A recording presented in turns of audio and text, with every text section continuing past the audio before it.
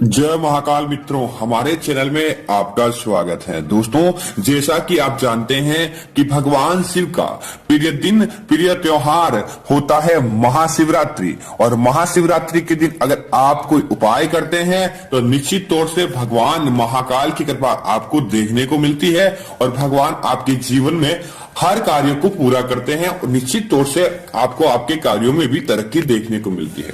दोस्तों, महाशिवरात्रि का दिन बेहद खास होता है। इस दिन पावन दिन भगवान भोलेनाथ की पूजा और व्रत किया जाता है। तो जानते हैं कि इसका शुभ मुहूर्त क्या रहेगा और इस पर्व का महत्व क्या है। उसके बाद हम बताएंगे कि महाशिवरात्रि से पहले अपने घर में कौन सी चीजें लेकर आनी चाहिए ताकि आपके घर में भगवान शिव का प्रवेश हो और आपके घर परिवार में कभी भी कोई कष्ट नहीं आए। दोस्तों, फाल्गुन कृष्ण चतुर्दशी को महाशिवरात्रि पर्व मनाया जाता है इस बार, और रात्रि पूजा का पैर है शाम को 6:41 से लेकर रात 12:52 तक यह पहर रहने वाला है।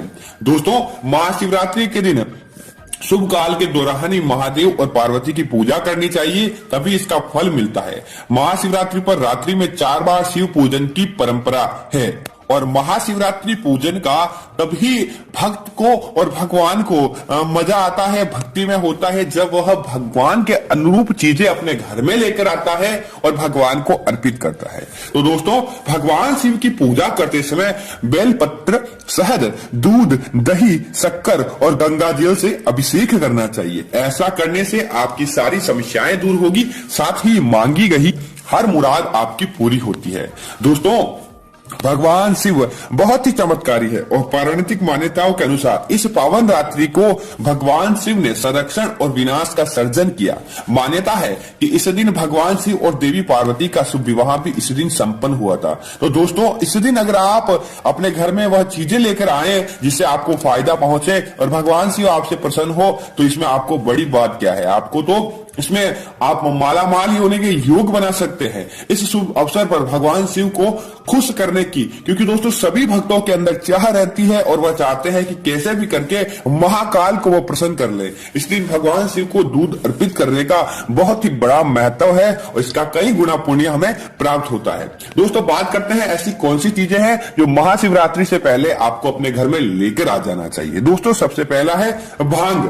भगवान शिव ने दोस्तों हलाहल विष का पान किया था। इस विष के उपचार के लिए कई तरह की जड़ी बूटियों का प्रयोग देवताओं ने किया, इनमें भांग भी एक मुख्य है, इसलिए भगवान शिव को भांग बेहद प्रिय है। शिवरात्रि के अवसर पर भांग के पत्तों या भांग को पीसकर दूध या जल में घोलकर भगवान शिव का अगर आप अभिषेक करेंगे तो रोग दोष से आपको मुक्ति मिलती है, आपके कार्य यकायक बनते हैं। तो आपको महाशिवरात्रि पूजा के लिए सबसे जरूरी भांग अपने घर में लेकर आए ताकि आप बाद में नहीं भूलें। दोस्तों, भगवान शिव को बेलपत्र भी अधिक प्रिय है, उन्हें बेलपत्र भी चढ़ाया जाता है और बेलपत्र की पूजा की जा सकती है। तो दोस्तों, महाशिवरात्रि से एक दिन पहले आपको बेलपत्र का इंतजाम जरूर करना चाहिए और ध्यान रहे कि आपको बेलपत्र की पहचान होनी चाहिए, अन्यथा आपको बेलपत्र नहीं लेकर आना चाहिए। बेलपत्र की सही समुचित तरीके से पहचान करने के बाद आपको लाने से पहले एक बार बेलपत्र को अच्छी तरह से साफ पानी से धो लें और उसके बाद भगवान शिव को आप बेलपत्र अर्पित करें। आपकी जो भी मनोकामना है महाकाल पूरी करेंगे और आपके घर परिवार में सदैव खुशियां बनी रहेगी। दोस्तों, इसी तरह धतूरा। दोस्तों, भांग की तरह धतूरा भी एक जड़ी बूटी है। भगवान शिव के सिर पर चढ़े विष के प्रभाव को दूर करने के लिए दोस्तों धतूरे का प्रयोग किया गया था।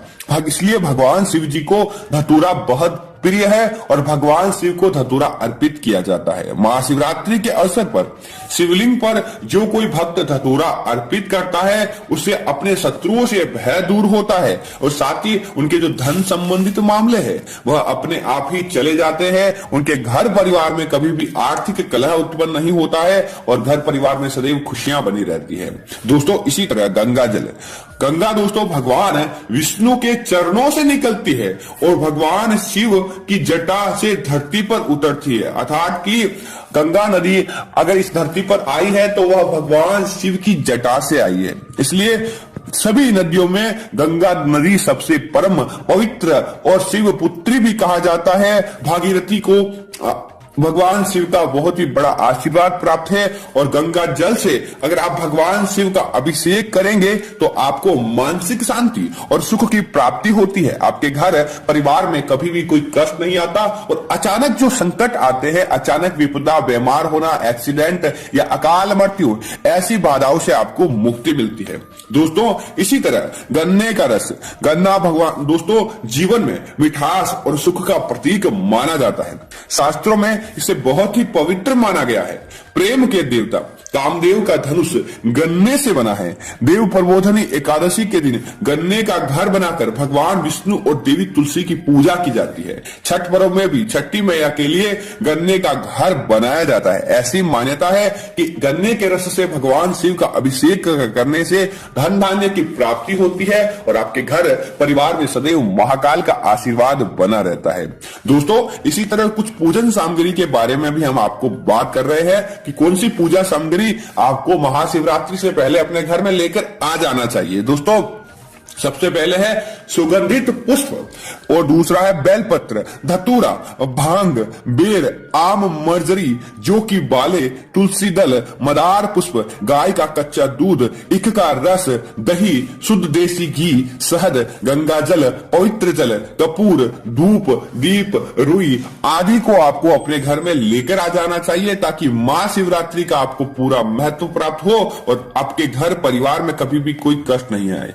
दोस्तों इसी के साथ एक विशेष चीज है जो आपको महाशिवरात्रि के दिन अपने घर में लेकर आना चाहिए या आप महाशिवरात्रि से पहले ही अपने घर में लेकर आ सकते हैं। दोस्तों वैसे तो दोस्तों कई लोग मानते हैं कि शिवलिंग को घर के अंदर स्थापित नहीं करना चाहिए, लेकिन दोस्तों अगर आप पारद का शिवलिंग रहता है उसे अपने घर में लेकर आ जाएंगे तो आपके घर परिवार में कभी भी कोई कष्ट नहीं आता। और पारद का शिवलिंग अपने घर में अगर आप लेकर उसे स्थापित करते हैं और आपको पारद का शिवलिंग लेकर आते ही उसके ऊपर आपको एक स्वस्तिक का निर्माण करना चाहिए ताकि आपके घर परिवार में कभी भी कोई कष्ट नहीं रहे और साथ ही साथ आपके घर परिवार में सदैव खुशियां बनी रहती है। दोस्तों अब हम आपको बताएंगे कि आपको जल अभिषेक कैसे करना है, तो आपको इसकी जानकारी जरूर होनी चाहिए ताकि आपको इसका पूरा फल मिले। दोस्तों अगर आप भगवान शिव के परम भक्त हैं तो आपको विधि मालूम होगी, अन्यथा हम आपको बता रहे हैं।